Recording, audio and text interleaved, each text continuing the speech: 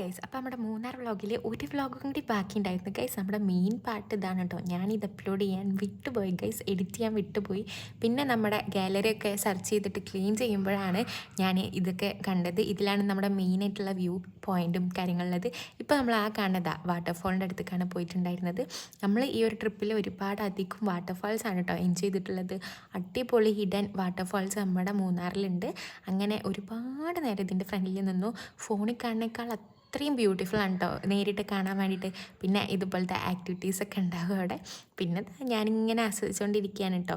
നമ്മൾ ഫോണിൽ കാണുമ്പോൾ അത്ര ബ്യൂട്ടിഫുള്ളായിട്ട് എനിക്ക് തോന്നിയില്ല, പക്ഷേ നേരിട്ട് കാണാൻ അടിപൊളി.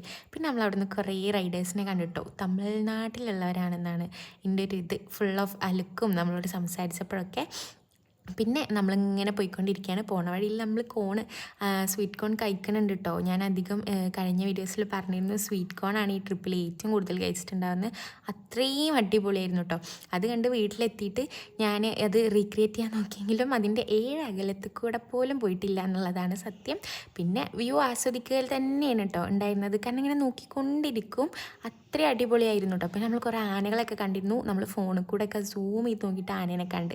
പിന്നെ നമ്മൾ കേവ് പോലെ റോക്ക് കേവ് കയറി. അതിൻ്റെ ഉള്ളിൽ പ്രത്യേകിച്ച് ഒന്നുമില്ല കേട്ടോ ഗൈസ്. അങ്ങനെ അതിൻ്റെ തൊട്ടപ്പുറത്ത് ഇങ്ങനെ ബലൂണ് ഇങ്ങനെ ഷൂട്ട് ചെയ്യുന്ന സംഭവം ഉണ്ടായിരുന്നു. ഞാൻ പിന്നെ ഒന്നിനും ഉന്നം പിടിച്ചാൽ അതെന്തായാലും പൊട്ടിക്കുമല്ലോ.